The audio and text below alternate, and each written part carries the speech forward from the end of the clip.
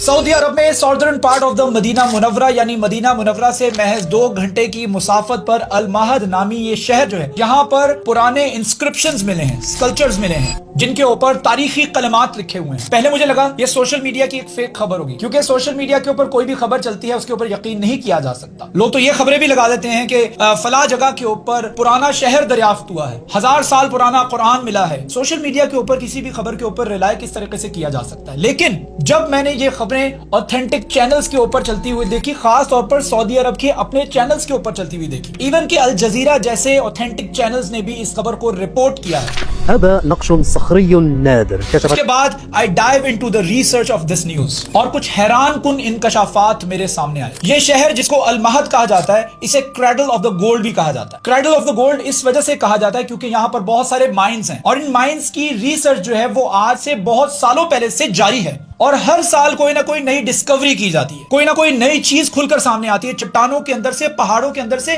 Mines کے اندر سے۔ Recently جو آرکیولوجیکل سروے کیا گیا ہے، اس سروے کی باقاعدہ طور پر تصدیق کی ہے سعودی عرب ہیریٹیج کمیشن نے۔ اس سروے کے مطابق یہ جو پتھر ملے ہیں، یہ ایک پتھر نہیں ہے، بہت سارے پتھر ہیں، لیکن یہ پتھر جو ہے یہ اس وقت پورے کے پورے سوشل میڈیا کے اوپر لوگوں کی توجہ کا مرکز بنا ہوا ہے۔ اس پتھر پر کیا لکھا ہوا ہے؟ اللہ ولی عمر بن خطاب فی الدنیا والآخرہ۔ اس کے بعد اینڈ پر لکھا ہے لا الہ الا اللہ محمد الرسول اللہ صلی اللہ علیہ وآلہ وسلم، کہ اللہ تعالیٰ جو ہے وہ عمر کا مددگار ہے، عمر بن خطاب کا مددگار ہے اس دنیا میں اور آخرت میں۔ اور اس کے اینڈ پر لکھا ہے میں گواہی دیتا ہوں کہ اللہ کے سوا کوئی الہ نہیں ہے، کوئی معبود نہیں ہے، اور محمد صلی اللہ علیہ وآلہ وسلم اللہ کے رسول ہیں۔ سوشل میڈیا کے اوپر کئی لوگ بتا رہے ہیں کہ یہ تحریر عمر بن خطاب نے خود لکھی ہے، اللہ تعالی عالم، لیکن یہ تحریر 1400 سال پرانی ہے۔ اس چیز کی تصدیق کی گئی ہے باقاعدہ۔ کیوں؟ کیونکہ اس کی جو گہرائی ہے، یہ جس طریقے سے لکھا گیا ہے، اس کا جو ٹیکسچر ہے وہ بتاتا ہے کہ یہ 100-200 سال پرانا نہیں ہے، بلکہ یہ مور دین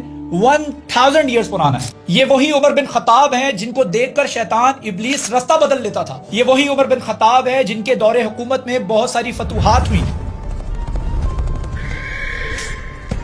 اور اسلام بہت سارے براعظموں میں پھیلا۔ یہ وہی عمر بن خطاب ہے جن کے آنر میں رسول اللہ صلی اللہ علیہ وآلہ وسلم کی پاک زبان سے یہ الفاظ نکلے، لو کان بعدی نبی لکان عمر بن خطاب، کہ اگر میرے بعد کوئی نبی ہوتا تو عمر بن خطاب ہوتے۔ یہ وہی عمر بن خطاب ہیں جن کے دور حکومت میں عدل و انصاف اور مساوات کی اعلیٰ ترین مثالیں قائم ہوئی۔ یہ وہی عمر بن خطاب ہے جو چاہتے تھے میرا کچھ نہ کچھ کنیکشن جو ہے اہل البیت کے ساتھ قائم ہو جائے، just to get the ticket of the paradise. He was guaranteed paradise but still he wanted to have some connection with Ahlul Bayt, and this is the only reason he gets married with the daughter of Ali ibn Abi Talib radiyallahu anhu.